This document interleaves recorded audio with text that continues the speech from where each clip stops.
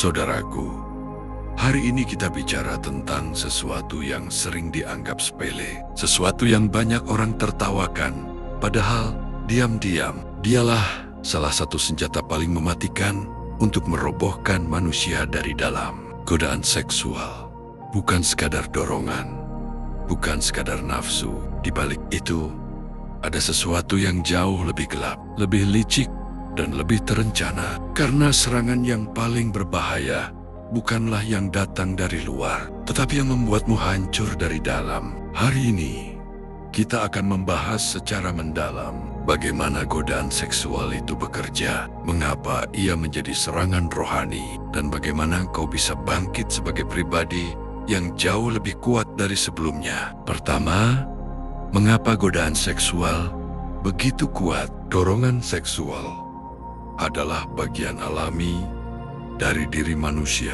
Ia netral.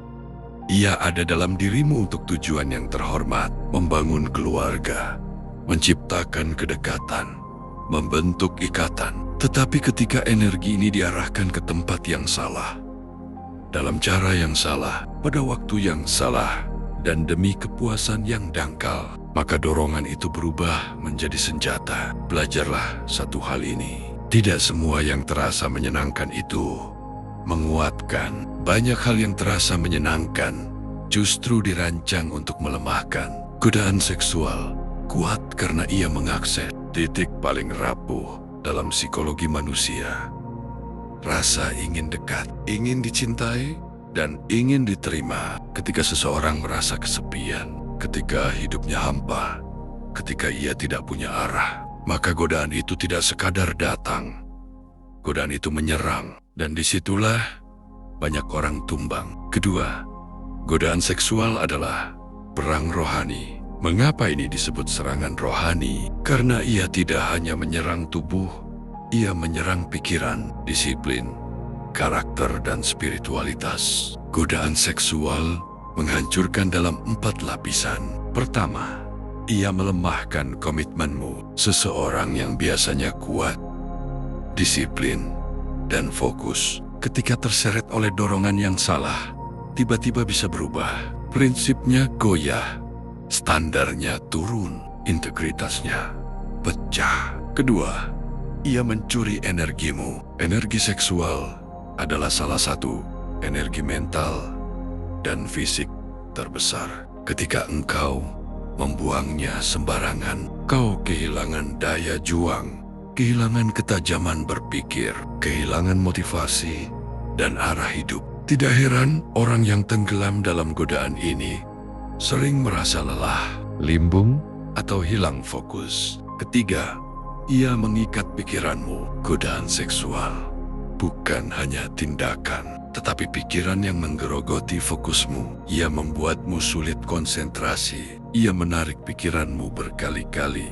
ke arah yang sama. Lama-lama, tanpa sadar, pikiranmu menjadi budaknya. Keempat, ia merusak hubunganmu dengan diri sendiri dan dengan Tuhan karena rasa bersalah, karena rasa kotor, karena ketidakmampuan menghentikan siklusnya. Orang mulai tidak percaya diri, merasa tidak layak, dan merasa jauh dari kehidupan spiritual. Inilah mengapa ini disebut perang rohani, karena ia tidak terlihat, tapi menghancurkan lapis demi lapis keutuhan manusia. Ketiga, bagaimana serangan ini bekerja? Serangan seksual tidak datang tiba-tiba. Ia bekerja perlahan, sistematis, dan cerdas. Satu, ia dimulai dari pengalihan fokus, bukan dari tindakan, tetapi dari distraction. Gambar, fantasi, obrolan, candaan, dan situasi yang sebenarnya bisa kau hindari. Setiap pengalihan kecil bukanlah hal kecil. Itulah titik masuknya. Dua, setelah fokusmu terganggu, ia menyerang konsistensimu yang biasanya kuat, mulai menurun. Waktu jadi kacau, kedisiplinan runtuh, produktivitas hilang. Tiga, ketika kau mulai lengah, ia menyerang kehendakmu. Kau tahu itu salah, tapi kau merasa hanya sekali, hanya sedikit, Tadi aku capek, besok aku kembali disiplin. Dan disitulah kau menang, tapi kalah. 4. Setelah tindakan terjadi, rasa bersalah datang. Ini bagian paling gelap dari perang ini. Rasa bersalah membuatmu ingin mengulangnya lagi. Karena saat kau merasa gagal, kau merasa tak ada gunanya berjuang. Inilah perang rohani.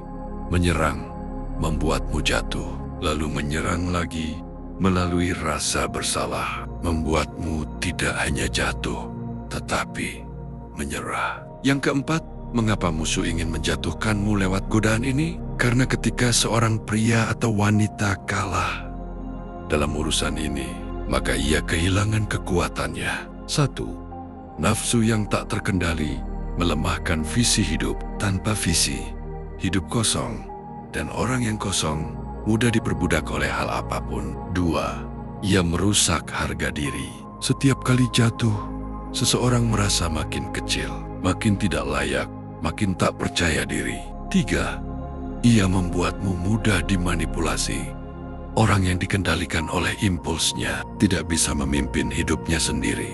Dan seseorang yang tidak bisa memimpin, dirinya akan mudah dipimpin oleh siapa pun, bahkan oleh hal jahat sekalipun. 4.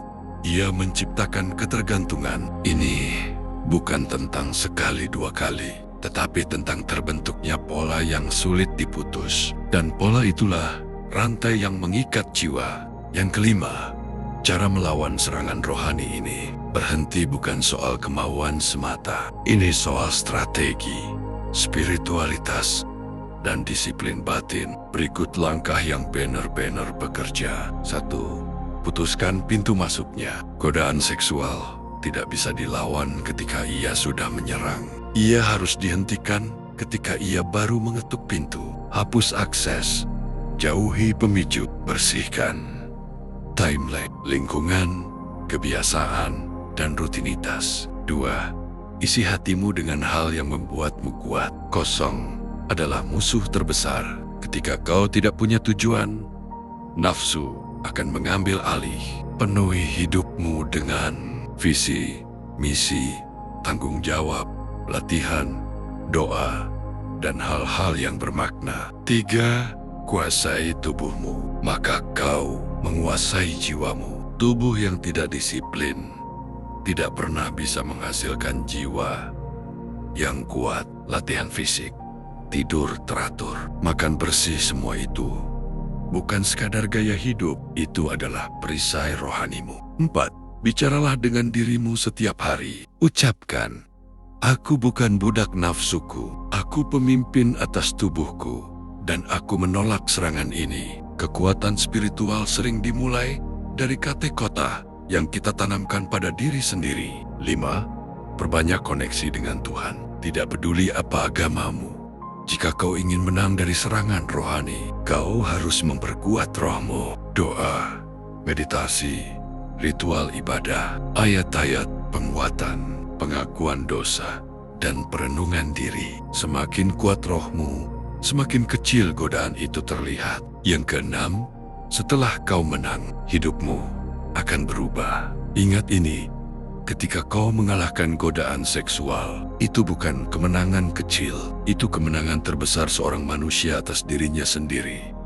Kau akan merasakan fokusmu kembali, energimu naik drastis, wibawamu kuat, matamu bersih, pikiranmu tajam, dan hubunganmu dengan Tuhan menyala kembali. Dan dunia akan memperlakukanmu berbeda. Karena seseorang yang menang atas dirinya sendiri memiliki aura yang tidak bisa dipalsukan. Saudaraku, godaan seksual memang serangan rohani, tetapi kau bukan korban. Kau adalah prajurit, bukan prajurit yang lemah, tetapi prajurit yang dipanggil untuk menang. Bangkitlah, tegakkan kepalamu. Perang ini bisa kau menangkan.